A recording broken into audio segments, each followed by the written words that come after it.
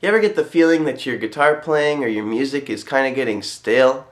Like you've been playing the same licks for years and years, or that your current sound doesn't really reflect the ideas that are floating around in your head, or perhaps that the way you're playing just doesn't seem up to date with where you are as a musician or as a person. Well, that's a really common problem, and I feel like it happens in cycles. You go from feeling good about your playing for a while to feeling like it's completely stale to feeling good, feeling it's stale. And in this series, I'm going to show you some ways that I like to use to get outside of that stale feeling, to start to feel reinvigorated or just really excited about playing again. When my playing is getting stale, it's often because the music I'm really into now is much different from the music I was into before, and my guitar playing hasn't had a chance to really catch up to this new sound that I'm exploring, or this new style of music that I'm interested in. So one thing that really helps me just kind of get excited about my playing and relate it to what I'm interested in at the moment is to improvise along with the music that I like by other artists, as if they were musicians in the room and I'm responding to them and they're responding to me. So I like to do this process in a couple stages. The first stage, when I don't know the song at all, I've never played with it before, I've never improvised with it before, I like to pick one of the instruments and try to predict and copy the part. So if it's let's say it's a song and there's a singer and a guitar, bass, and drummer.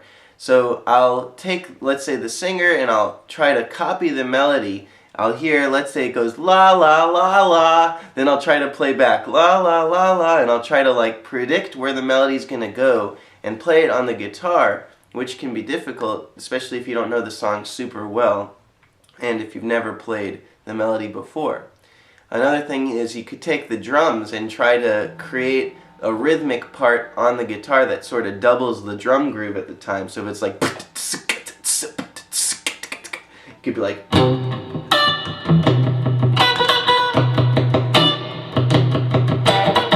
and you don't worry too much about pitch, but you focus on defining the rhythm, defining what qualities there are in this music that make it what it is, and sort of feeling these qualities in your playing. The next phase would be, after you're a little more familiar with the music, trying to create another part that would fit with the song, and if somebody heard it, they'd be like, wow, that part you added made it better. Now this is incredibly hard to do because songs are done. When you hear the recorded song and you're playing along with it, it's a finished composition. The artists who made it are happy with it. But the idea isn't to literally make something that makes the song better, but to try and see where you can fit in your own sort of parts and bring the piece to another level.